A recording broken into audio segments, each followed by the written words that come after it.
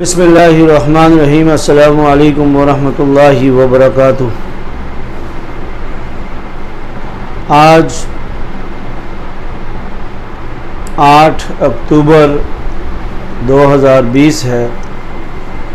تقریباً 15 سال پہلے یہی 8 اکتوبر کا دن تھا جو بالا کوٹ کے علاقے میں زلزلہ آیا تھا۔ آج ہم اس حوالے سے بات کریں گے۔ اس وقت جب ہم یہاں سے لاہور سے وہاں پہنچے تو ایک قیامت صغریٰ کا منظر تھا۔ لوگ افراتفری کے اندر، نفسا نفسی کے اندر مصروف تھے۔ ہر کوئی اپنے عزیز کو بچانے کے لیے یا نکالنے کے لیے لگا ہوا تھا۔ وہاں کے بہت ہی سنگین حالات تھے کہ لاشیں سامنے دبی ہوئی تھی اور اس کے باوجود نکالنے کے لیے کوئی ساز و سامان نہیں تھا، کوئی بندوبست نہیں تھا، کوئی ایسی قوت اور کوئی طاقت اس وقت نہیں تھی کہ نکالا جا سکے۔ بہت سارے معاملات دیکھے، بہت سارے زندگی میں کیس دیکھے، بہت سارے حادثات دیکھے، مگر اس جیسا حادثہ ہم نے نہیں دیکھا کہ جو ہمارے آنکھوں کے سامنے ہمارے عزیز و اقارب اگر دبے ہوئے ہیں تو ہم نکال نہیں سکتے۔ ہم مجبور ہیں، ہم لاچار ہیں اور پریشانی کے اس عالم کے اندر کہ ہمارے پاس کوئی ایسے اوزار نہیں کہ جن کی وجہ سے ہم ان عزیزوں کو نکال سکیں۔ یہ ایک دنیا میں باقی رہنے والوں کے لیے ایک دعوت نامہ ہے کہ جانے والا کہتا ہے میں تو دیکھو اچانک چلا گیا ہوں، تم نے بھی جانا ہے، اس لیے تم تو موت کی تیاری کر لینا۔ وہاں میرے خاندان کے تقریباً 45 آدمی، 45 جانیں جو ہے وہ اس دنیا فانی کو چھوڑ کر گئی ہے اور وہ شہید ہوئے ہیں، جن میں سے ہمارے ایک ماموں، اللہ پاک ان کی قبر کو نور سے منور فرمائے، بہت ہی اچھے انسان اور بہت ہی خوش طبیعت انسان تھے۔ قرآن پاک کی تلاوت کرتے کرتے دنیا سے چلے گئے۔ صبح کا وقت تھا، قرآن مجید کی تلاوت ہو رہی تھی اور اچانک جب زلزلہ ہوا تو چھت گری تو وہ وہاں ہی قرآن پاک پہ اس دنیا فانی کو چھوڑ کر گئے۔ بڑی خوش نصیبی والی موت بھی ہے، مگر جو دنیا کے لوگ اکثر حضرات یہ کہتے ہیں کہ وہاں پہ کچھ معاملات غلط تھے، کچھ ایسا تھا، اور میڈیا کے کچھ لوگوں نے پیچھے یہ بات ہم سے اس وقت بھی پوچھی تھی، تو میں نے ان کو یہی ایک بات بتائی تھی کہ اگر یہ سارے لوگ غلط تھے تو بتاؤ کون سی جگہ پہ وہ صحیح ہیں، کون سی ایسی جگہ ہے جو آپ کہیں یہاں کے سارے لوگ ٹھیک ہیں، اور یہ بتائیں کہ قرآن پاک کے اوپر شہید ہونے والا، قرآن پاک کی تلاوت کرتے ہوئے دنیا سے جانے والا، کیا وہ گناہ گار ہو سکتا ہے؟ کیا وہ غلط ہو سکتا ہے؟ کیا اس کی موت ویسے ہی واقعہ ہو گئی کہ قرآن پڑھتے پڑھتے اس کا اس عمل سے ہم یہ اندازہ کیا نہیں لگا سکتے کہ وہ آخر جنتی ہے یا دنیا کا گناہ گار ہے؟ دیکھیں، اچھی حالت میں موت آئے تو وہ اس کے نیک ہونے کی علامت ہے، اور خوش نصیب ہیں وہ لوگ جن کو اللہ کی عبادت کرتے کرتے اور نماز کے سجدے کے اندر، قرآن کی تلاوت کے اندر موت آ جاتی ہے۔ وہ تو موت ہی بڑی بابرکت ہے۔ اس لیے یہ ہمیں ایک دعوت عام ہے کہ ہم مرنے والے تو اچانک بھی مر جاتے ہیں، چلے جاتے ہیں، اور ہمارے لیے پیغام چھوڑ کر جاتے ہیں کہ ہم نے بھی ایسے ہی جانا ہے، ہم بھی اپنی موت کی تیاری کریں۔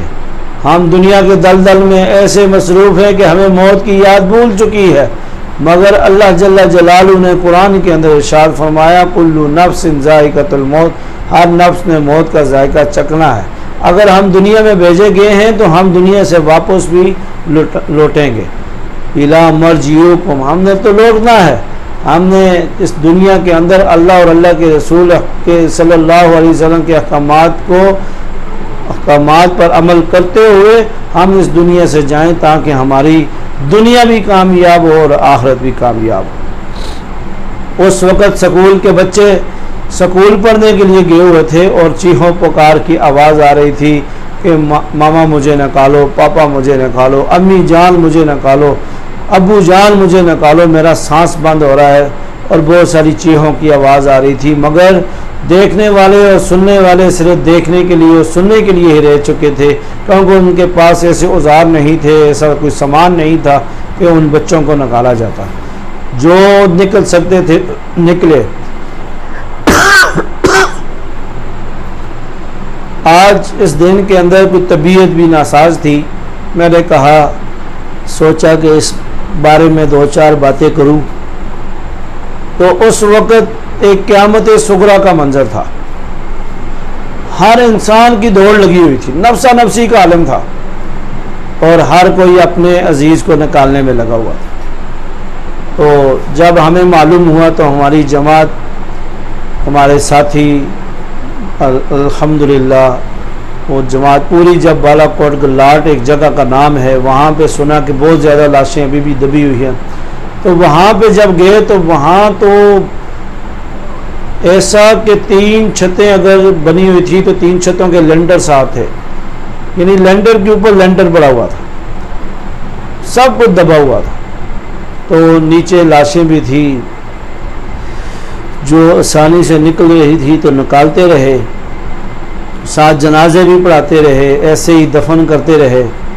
اور ایک لاش، ایک نوجوان لڑکا تھا، اس نے آواز دی کہ مدد کے لیے پکارا، تو میں نے اپنے ساتھیوں کو کہا کہ جاؤ اس کے ساتھ، تو اس نے کہا میری والدہ ہے، تو وہ ساتھی تھوڑا پیچھے ہٹ گئے، تو مجھے انہوں نے آگے کیا۔ جب میں آگے ہوا تو وہ ہاتھ ڈال کر ہم نے باہر نکالا، تو اس کی والدہ کا چہرہ وہ دبا ہوا تھا، اس کی وجہ سے بالکل جو اس کی حالت ہی بیان کرنے والی نہیں ہے۔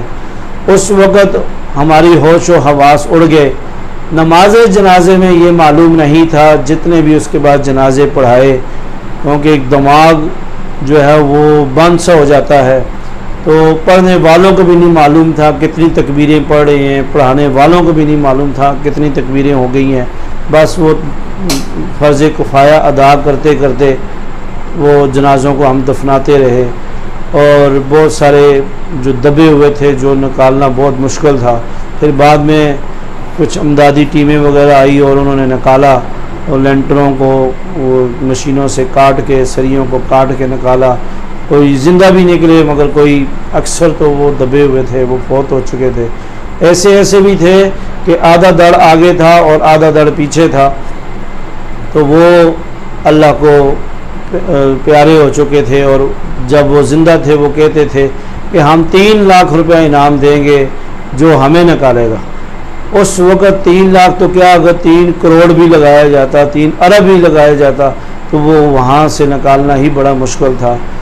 تو ہر شخص جو ہے اس نے محنت کی، اس نے کوشش کی کہ میں کسی نہ کسی کی مدد کر سکوں، مگر جتنی جس سے جو ہوا، جتنے قوت تھی اس کے ساتھ وہ بہت سارے حضرات نے بڑی محنت کے ساتھ کچھ لاشوں کو نکالا جو زندہ کی حالت میں بھی تھی اور فوت شدگان بھی تھے، تو بڑی مشکل و مشقت کے ساتھ۔ میں کہنا یہ چاہتا ہوں کہ اس وقت جو عالم تھا، اگر آپ وہاں موجود ہوتے اور آپ دیکھتے تو آپ کو سمجھ آ جاتی کہ یہ ہماری یہ حالت اور ہماری زندگی کا کوئی بھروسہ نہیں ہے، ہم اچانک دنیا سے جا سکتے ہیں۔ اس وقت دل خون کے آنسو روتا تھا۔ جب خود ایک جگہ پر ہم جب گزرے تو وہاں ایک سکول کے ماسٹر صاحب تھے، ایک جعلی کھڑکی بنی ہوئی تھی، وہ کھڑکی کے سامنے سے وہ نظر آ رہے تھے، وہ رجسٹر کے ساتھ حاضری لگا رہے تھے، رجسٹر کھولا ہوا تھا سکول کے بچوں کا، اور وہ قلم ہاتھ میں پکڑا ہوا تھا، تو ایسے اوپر جو وہ چھت کے ایک بیم ہوتا ہے، وہ بیم جو ہے ان کے اوپر آ کر گرا، تو وہاں ہی شہید ہو گئے۔ تو 3 یا 4 دن کے بعد ان کو نکالا گیا، اور سامنے نظر آ رہے ہیں، اور کوئی اوزار نہیں، کوئی تھوڑے نہیں، کوئی چھڑی نہیں، کوئی مشینیں نہیں، تو 4 دن کے بعد جا کر وہ نکالا۔ تو اس لیے موت کا کوئی پتہ نہیں ہے، ہم نے بھی اس دنیا سے جانا ہے۔ آج بھی وہ مائیں وہ والدین اپنے بچوں کے راستے دیکھ رہی ہیں جو سکول کے لیے گئے تھے، وہ واپس نہیں آئے اور وہ شہید حالت میں وہ واپس آئے ہیں۔ آج بھی جب وہ دوسروں کے بچے سکول سے واپس آتے ہیں تو ان ماؤں کی آنکھوں میں آنسو ہوتے ہیں اور وہ مائیں روتی ہیں۔ تو اس لیے انسان کی زندگی کا کوئی بھروسہ نہیں کہ ہم کب مر جائیں، کب معاملے ہوں، کب مسائل ہوں۔ اس لیے اپنی زندگی کو قیمتی بنائیں، اپنے آپ کو دین کی طرف لگائیں، اپنی آخرت سنواریں۔ یہ اچانک موت آ جائے، ہمارے عمل کچھ نہ ہوں، نیک اعمال کچھ نہ ہوں، ہمارا اعمال نامہ خالی ہو، تو وہاں پہ بڑی ناکامی ہو تو وہ ہمیشہ کی ناکامی ہے۔ اس لیے ہم نے دنیا میں محنت کرنی ہے۔ اللہ جل جلالہ نے ہمیں آج یہ وقت دیا ہے، اس وقت کی قدر کرنی ہے۔ اپنے ماں باپ کا ادب و احترام کریں اور جو غلط معاملات ہیں ان کو چھوڑیں۔ سود کا لین دین ہے، چوری ہے، ڈکیتی ہے، گال گلوچ ہے، اور بھی جتنے معاشرے میں جو برائیاں ہیں، جو جس میں پھنس چکا ہے وہ توبہ استغفار کرے۔ یہ انسان کی زندگی مختصر سی زندگی ہے، تھوڑے دنوں کے لیے ہم دنیا میں آئے ہیں، پھر اس کے بعد ہم نے چلے جانا ہے۔ اس لیے ہم آخرت کی تیاری کریں۔ اللہ نے ہمیں واپس بلانا ہے تاکہ ہمارا اعمال نامہ نیکیوں سے بھرا ہو اور آخرت میں ہم کامیابی بھری زندگی گزار سکیں۔ اور یہ دنیا کی مختصر زندگی، اس کے اندر ہم نے اللہ اور اللہ کے رسول صلی اللہ علیہ وسلم کی عبادت کرنی ہے، ان کے احکامات پر اپنی زندگی کو لانا ہے۔ یہ اچانک موت آ جائے، ہمارے پاس کوئی وقت نہیں ہوگا۔ یقین کریں کہ 45 آدمی ہمارے خاندان کے اس زلزلے میں شہید ہوئے۔ آج 15 سال تقریباً گزر چکے ہیں اور 2005 کے اندر یہ زلزلہ ہوا تھا، اور آج بھی وہ مناظر ہماری آنکھوں کے سامنے ہیں، اور اس کو ہم قیامت تک نہیں بھول سکتے۔ اور خود ہم اپنے عزیزوں کی لاشوں کو دیکھتے ہوئے اور خود کر نہیں سکے، اور بڑی مشقت کے بعد معاملات جو ہے وہ بہتر ہوئے اور مکان گرے، بہت سارے نقصان ہوئے۔ ہم نے ان معاملات کو دیکھنا ہے، ہم نے اپنی آخرت کی تیاری کرنی ہے اور اللہ اور اللہ کے رسول صلی اللہ علیہ وسلم کو راضی کرنا ہے۔ جو ہمارے غلط معاملات ہیں ان کو اپنی زندگیوں سے نکال دیں، تھوڑا کھا لیں، اچھا کھا لیں، بس یہ نہیں ہے کہ آپ حرام کی کمائی کما لیں اور وہ زیادہ کھانے کے چکروں میں اپنے آپ کو دنیا میں ذلیل کریں، آخرت میں بھی ذلیل کریں۔ اور اس لیے اللہ نے ہمیں آخرت کے اندر وہاں سارا حساب ہم سے لینا ہے۔ اس زندگی کے اندر ہم نے جو کچھ کیا ہے، اس لیے یہ جانے والے ہمیں ایک دعوت عام دے کر گئے ہیں کہ جیسے ہم اچانک جا سکتے ہیں، ہمارے بعد میں جو رہ گئے ہیں وہ بھی جا سکتے ہیں۔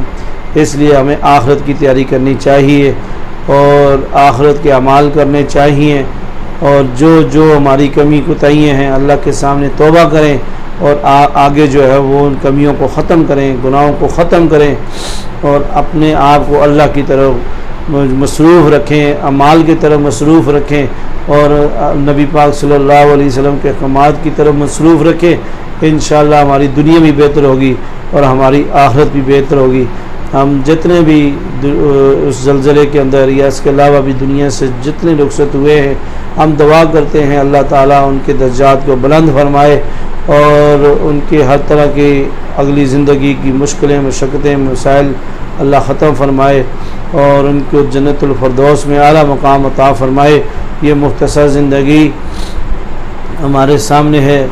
ایک جگہ پر ایک لاش تھی اور وہ 3 دن آدھا حصہ ان کا باہر تھا، آدھا اندر تھا، اور وہ انہوں نے کہا کہ جتنے پیسے چاہیے ہوں وہ لے لو، مجھے یہاں سے نکال دو۔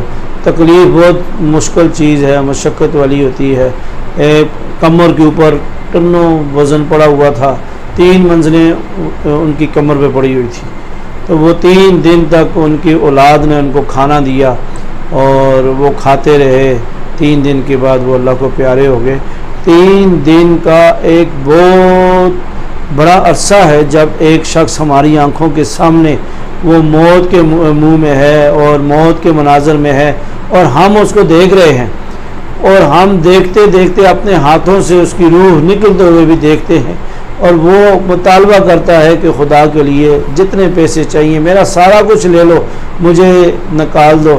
انسان کی جان کتنی قیمتی ہے، اور جب درد ہوتا ہے تو انسان کو معلوم ہوتا ہے، جب بیمار ہوتا ہے انسان کو تکلیف ہوتی ہے، اس وقت انسان کو معلوم ہوتا ہے کہ ہم کیا کر رہے ہیں، ہماری آخرت، ہماری دنیا ہم نے کیا بنایا ہے۔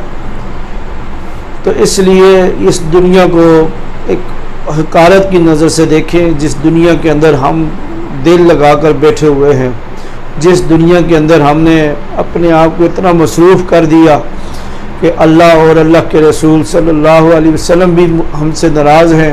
نہ ہمیں نماز کا معلوم، نہ ہمیں قرآن کا معلوم، نہ ہمیں نیک اعمال کا معلوم، نہ ہمیں والدین کا معلوم، نہ حقوق العباد کا معلوم۔ اس لیے اللہ جل جلالہ سے توبہ استغفار کریں۔ یہ انسان کی مختصر سی زندگی ہے۔ آپ سرکار صلی اللہ علیہ وسلم ہمیں یہ دنیا سے یہ تعلیم دے کر گئے ہیں اور بتا کر گئے ہیں کہ نیک اعمال کرنا، اچھے اعمال کرنا، اپنی موت کی تیاری کر کے رکھنا اور موت کو کثرت سے یاد کرنا اور دلوں کے زنگ کو اتارنا قرآن کے ساتھ، نماز کے ساتھ، اور قبرستان جانا۔ آج ہم ایسے دنیا کے اندر ہیں جیسے ہم نے مرنا ہی نہیں ہے۔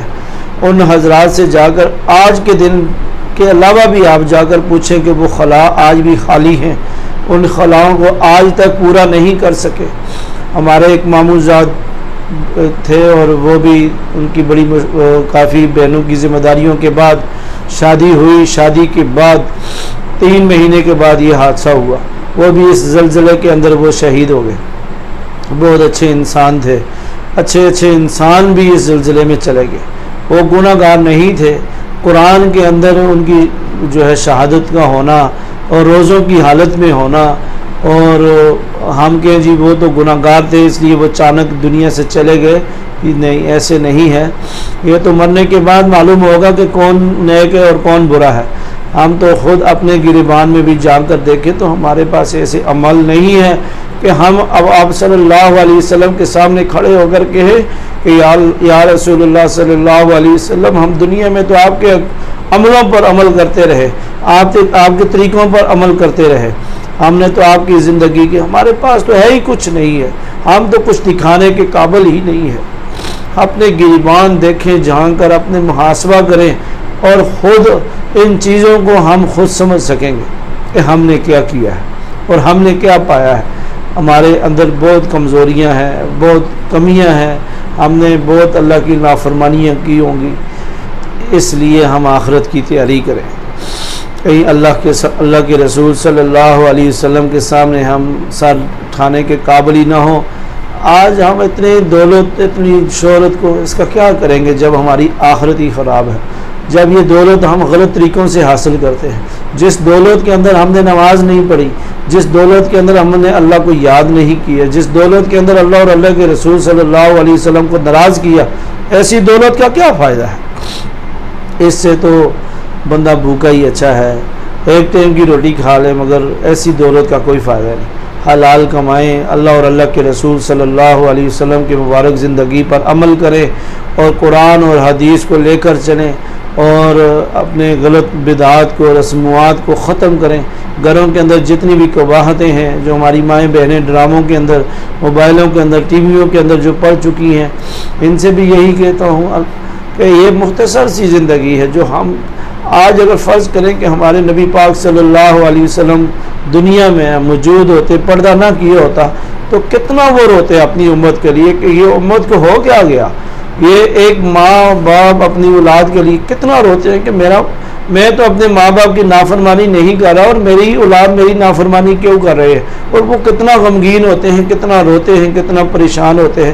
آج اگر دنیا میں نبی پاک صلی اللہ علیہ وسلم پردہ نہ کیا ہوتا دنیا سے تو وہ کتنا روتے کہ اس امت کو کیا ہو گیا، میں اس امت کو کیا بتا کر جو ہے کیا تعلیم دے کر گیا اور یہ امت کر کیا رہی ہے۔